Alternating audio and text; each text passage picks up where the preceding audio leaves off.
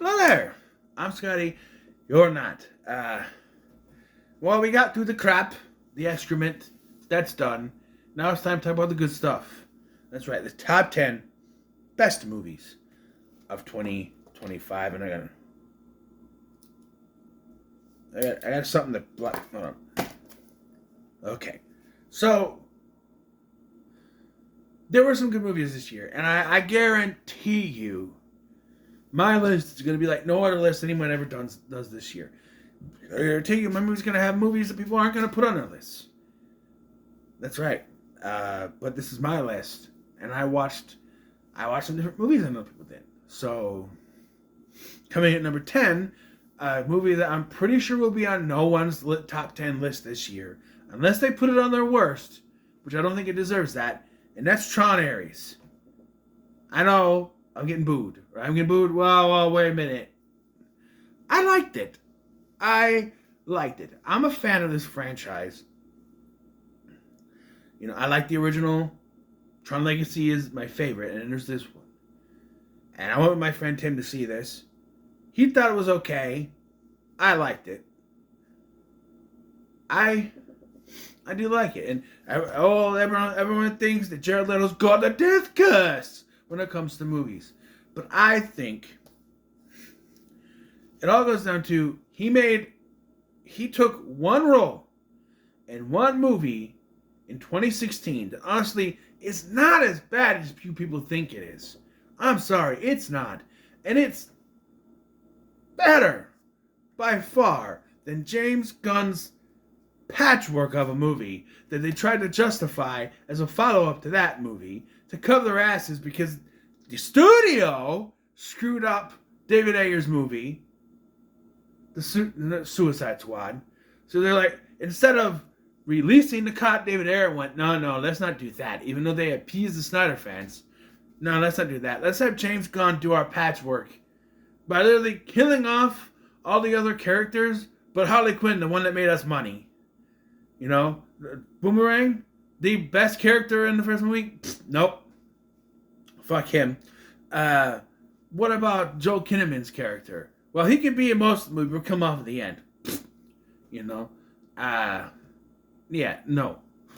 And only one that stays is the one that makes them money, right? What I'm talking about? Tron Ares. But, so what I'm saying is, Jared Leto does Suicide Squad. Plays the Joker, gets shit for it. And then, all of a sudden, he has no credibility. This is a guy who won a goddamn Oscar for Dallas Buyers Club. And you think, because he did one role, that means... And he did Morbius. Morbius is an okay movie. It's okay. Movies can be okay. They don't have to be masterpieces. It's fine. It's CGI stock, but it's fine. I have fun with it. It's fine and fun, as Sony movies would say. It's fine. But I want to say, oh, it was a death curse. It's a death curse. It's not a death curse. It's because you stupid idiots out there see Jared Leto and think it's going to suck. This movie was good. I'm sorry. It was good. And I think the disappointment my friend had is because he wanted more direct sequel to Legacy. And I would have liked that too. But I knew going in it wasn't going to connect. So I wasn't that disappointed. And they set up... Really, they should have seen this coming. Because it's like, oh, we're going to set up... They're going to meet in the next one. There's not going to be a next one. Unless they do some Disney Plus shit. Which, honestly, I don't think they get Jared Leto back for that. He's too much money. And no one would watch it. And he could kind of one season. Hey, that's how you do it. You get Jared Leto to come back for one mini-series thing. 8 to 10 episodes on Disney Plus. You finish this off, you connect it. There you go. You don't have to have him come back. Just don't expect that it's going to turn up. Just have it be one story. Tell the whole story, start to end. No cliffhangers. And just, because that's a lot of things. A lot of times you're like, oh, we'll do this limited series. And then they leave a little cliffhanger at the end. It's like, but it's a limited series. But I like Tron Ares. I think the special effects were good. I liked the callbacks to the original, especially when he goes into the old grid. It's good. Number 9, which is a movie. This is a movie, another movie I'm sure nobody has on their list. Zombies Foe. Dawn of the Vampires. It did take me a little bit to lighten up on this, but I've seen this 3 times now. Because I watched it when it came out. I watched it again a couple weeks later, and then I watched it with my son to show him. And I watched it 3 times now, so I'm into it. I like it. I do think it's the worst of the 4, but all 4 of these are solid movies. It's not bad. It does feel disconnected because they had to go film in New Zealand instead of in Canada like they did. Most of their cast is gone, but for the originals, but an entirely new cast. And at that, it also feels disconnected because it feels like they're trying to pass the torch. And I do think the new cast members are good. At least don't get rid of Milo and Meg. Keep them. I know Milo has said he wants to stick with it. Keep both of them. They are the stars. Get rid of them. I don't know. Even the new kids that come in, they're good. But it does feel like they're forcing this. Like, when you have, what are the characters' names? Zed and Addison. Their chance meeting is they bumped into each other. And they fell in love. But you are so desperate to get these 2 new characters together. Oh no, they're having dreams about each other. It's destiny for them to unite. You're just forcing it now.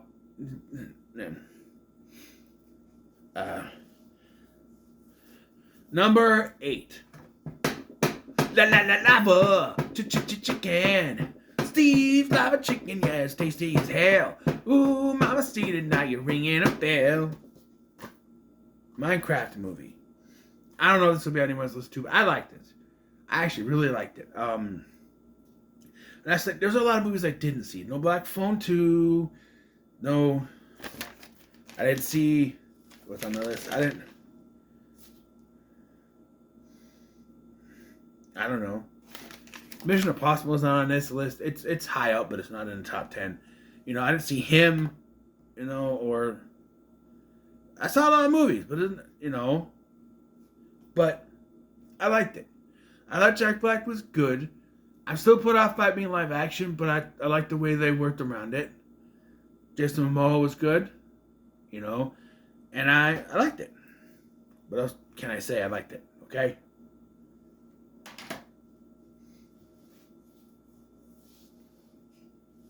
Give me my itchy stick. Hate it when I get an itch in the middle of the video. It irks me.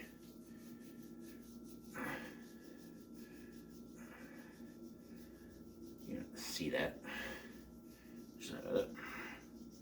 Alright.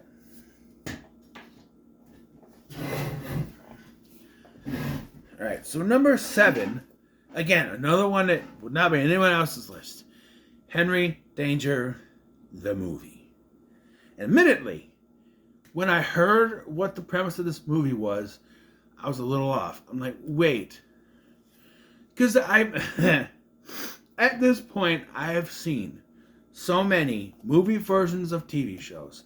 Like, we're gonna continue the show with a movie. And then all they do is they disconnect it from the show. Even Stevens. They go to a tropical island. Lizzie McGuire movie. They go to Paris. Or Italy, excuse me. They go to Rome. I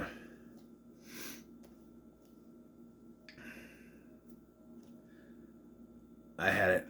And even the Proud Family movie, they go on vacation to an island. Drake and Josh go to Hollywood. They literally go to Hollywood. Although that is more close to what you want from the show, but it's still, they're away from where they're supposed to be. My point is, every time they do a movie, a TV, Kenan and Kel, Two Heads Better Than None, they're on a road trip, they're on a vacation. They take them away because they have a bigger budget, so they can move away from their regular stuff. And that's what this is. And it's like, it's still a swell view, or maybe it's another town, I don't know. But it's an alternate dimension. He's been brought in by this special device. And he's Kid Danger again, and he's got to help this little girl fight this. It's not just another dimension, it's a story that she wrote. But I like it. because it's a story about friendship and all that, and I like the way that it works, and I like the end because it sets up what we're supposed to get this more gritty show. I'm all in, and my son, he's 14, he might actually be wanting something more gritty from that too, because the one thing I remember watching, because my son was obsessed with the show, was that the superheroes barely fight crime in their own show. Like, legitimately, one of the plots of the episode, there are plots of episodes that do nothing. One, they're stuck in a hole in an old video store. Another plot has Captain Man pretending to be the dad of the house for a while. There's just so much they don't. One plot has them trying to redo a cartoon that was supposed to be about them, which is a setup for a cartoon that actually happened. But I'm just saying, not a lot of crime fighting. So a gritty version of this where we're actually fighting crime could work. We do see some crime fighting, but it's few and far between. Anyway, yeah, so number 7. I need a drink quick. Number 6. Novocaine. Yeah, no, I got a weird list. I really liked it. Because the setup is, it's this guy who has some kind of condition where he can't feel pain. You're like, okay, so that's just going to lead to a lot of stupid stuff. Yes, it does. But this guy is trying to get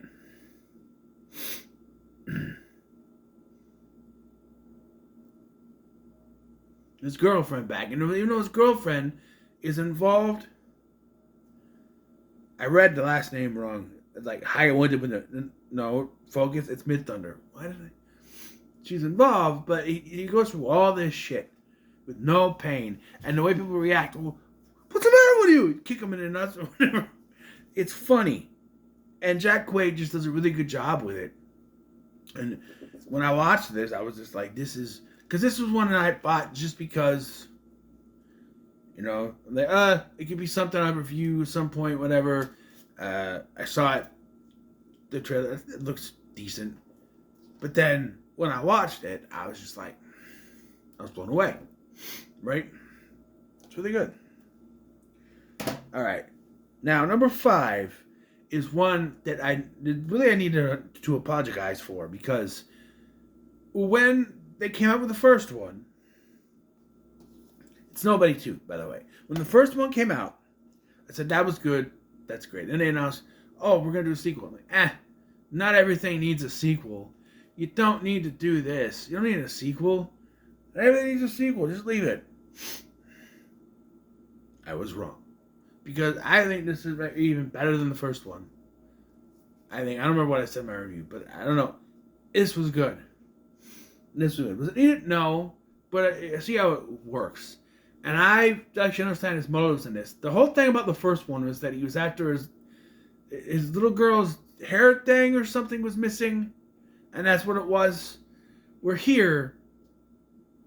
It all started because some guy hit his daughter. I'd kick his ass too. You're not hitting my kid. And so this daughter tumbles down. So it, but it works. It works. And Bob Odenkirk is great in this movie. Yeah. All right. Coming in at number 4. Yes, I did this on purpose. It's Fantastic Four. Fantastic Four, I refuse to call it by... You do not belong here. Fantastic Four, I refuse to call it by its stupid subtitle. It's just Fantastic Four 2025 for me. And this was another one where I was like, when you hear about what they're doing, it's a female Silver Surfer, it's in the comics. It's in the comics. I was like, no, they gender swapped her. No, they didn't. Charlotte Ball is in the comics. Read a comic book. I didn't read a comic book, and I knew about it. But I also watched the Silver Surfer cartoon, so I knew who Charlotte Ball was. Watch your Fox Kids, people. That's how you learn. I'm like, that's his wife's name. So they said that they're the female Silver Surfer. I'm like, oh great, here we go. Charlotte Ball. Well, that's his wife's name. And then people were like, oh, it's in the comics. It's an alternate dimension. It's in the multiverse. She became the Silver Surfer in this dimension instead of Norrin Radd. I almost said Abin Sur. That's Green Lantern. Instead of... No, Abin Sur, that's Green Lantern. I'm thinking of Asaba Nur, which is Apocalypse. Anyway, yeah, so it's in the comics. This is the one that feels most like the comics. And we got the family aspect. The one thing that I don't know, I understand, this is the first appearance of Fantastic Four, and you're already introducing Franklin Richards, which I get it. Like, this is not the first movie. You kind of want to fast forward a little bit, and they've been the Fantastic Four for 2 or 3 years. I get it. But I don't know. The fact that she's pregnant right away, and also the fact that she's doing all this shit, going into space while she's pregnant. Hello, Reed. But I found myself, Karen, there's a point where it looks like Johnny's in trouble, and I'm yelling, Johnny? Johnny? You know. And if I'm calling him Johnny, when everyone else is seeing him as Eddie, you know it's working. I also like Ebon Moss Brock, but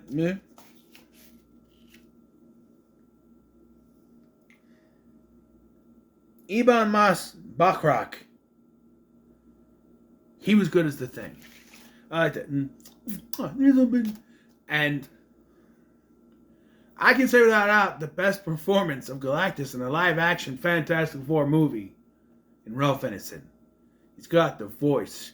I don't know if they modulated it. I don't think they did. But he's got a voice, the booming voice. It works.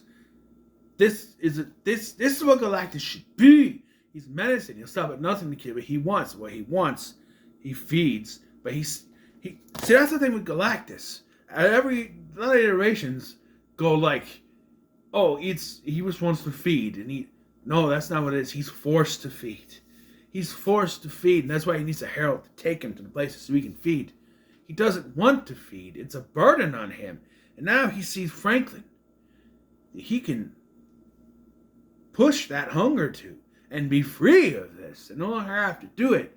He's suffering too. He's not just the straight bad guy who swallows. He is suffering too to get it right. Yes. Better by just a hair. And number 3. Bam, bam, bam, bam, bam, bam, bam, bam. Superman.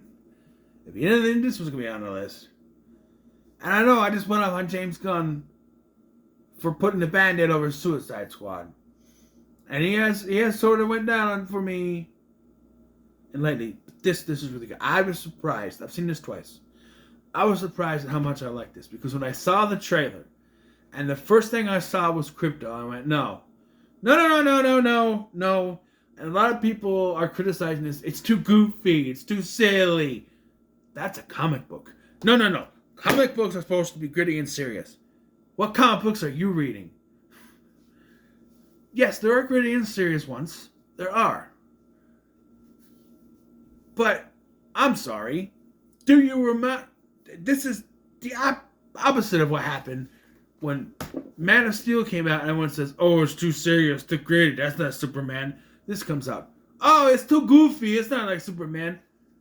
Make up your minds, people. This was Superman. It's not the best. Christopher Reeve's still the best. I still like 2 of the Christopher Reeves better than this. And Man of Steel. Sue me. I love Man of Steel. Shut up. But this was still good. So credit to James Gunn. To James Gunn. What I said actually was James Gunn. James Gunn. A cut to you, sir. There. Number 2. And the top 2 of this are horror. And you should not be surprised because it's me. Number 2. Final Destination. Bloodlines. And this was another one that surprised me. Because I heard the premise of this. Oh, it's a family. And it's gonna follow through the family. And I went, I don't know what that means. I don't know about that. That's just weird to me. I don't, you know. And once you watch the movie and you see how, because it was one of those things where I was like, I gotta see the movie so I can understand what this is. And once you get that and you understand it, yes. Then you got people out there who are way out. Oh, all the movies are connected to this incident at the beginning of this movie. All the people that died were all connected to the people from there. No, they weren't, because that doesn't make any sense. Because if the way they explain it in this movie is that the people who were there, they had descendants, so it travels down through them.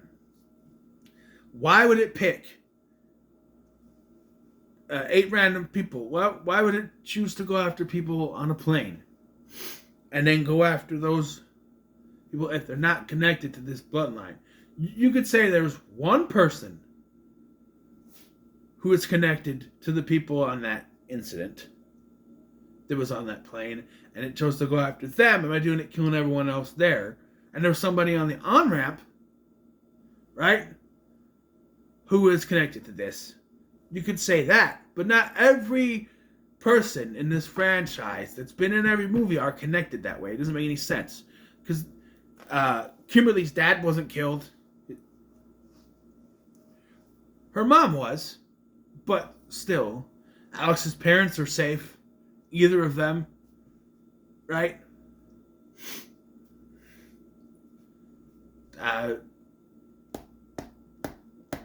Todd and George's parents, they're safe. No, so it doesn't make any sense. But for people to say that, and Tony Todd, because I just saw his picture.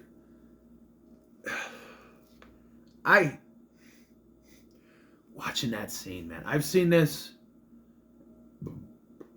twice so far. I watched it myself. I watched it with my son to show him, and that scene, because he didn't understand. I was crying. He's like, "You crying?" And I'm like, "Yeah." You don't understand. He died, and he knew he was gonna die. So they had him do this scene. It's sort of his last words. He's like, "Oh," and then when his name popped up, he's like, "Oh, is that him?" I'm like, "Yeah, that's him." But yeah, just. This is good. And I don't think it's the best. Everyone's saying, "Oh, it's the best one." Everyone does that. It's not the best one. I still prefer the first 2 of this. I even like 3. I ranked it. What was my ranking? You watched it. And if you didn't, shame on you. You should. But number 1, and this was a surprise because I heard this was coming out and I was like, It's Ryan Coogler, so I had no doubt it was going to be a good movie. But that I would call it the best movie of 2025 was beyond me. That's Sinners. Lick young Bobby clean. They're gonna lick young Bobby, pick young Bobby clean. Just, you got Michael B. Jordan. What they call him? Ryan Coogler's muse. He's this Creed, Fruitvale Station. I get that right. He's even in Black Panther. Okay. Just this, and it's one of those things that reminds you of From Dusk Till Dawn, Vampires included, where it's like, it's one thing. This is black people getting together in that era where people didn't like that, and having this party at the juke joint, and then the switch flips. Vampires! Now, don't tell me you don't believe in vampires, because I don't believe in vampires, and what I saw was fucking vampires. Yes, vampires. And just, like I said, Michael B. Jordan playing 2 different roles. You're watching this movie, and you forget it's the same guy. You look behind the scenes footage, and you're expecting to see 2 of them. You're like, oh, that's right, it's the same dude. It's the same dude. Because he plays them so distinctly. Smoke and Stack. It's so differently. and so well done. And I gotta praise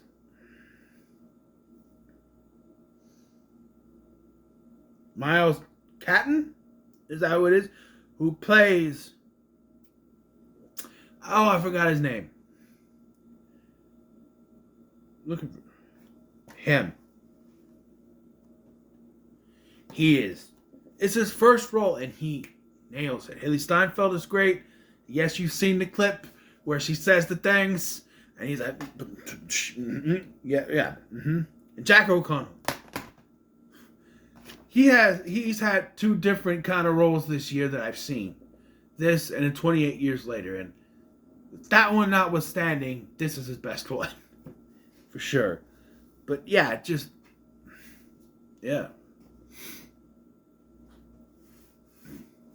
Number 1, best of the year, baby. So, what are your thoughts on my list? What are your top 10 best movies of 2025? Let me comment, someone should like, share, and subscribe. Thanks for watching. I'm Sky, and I'll see you in the next one.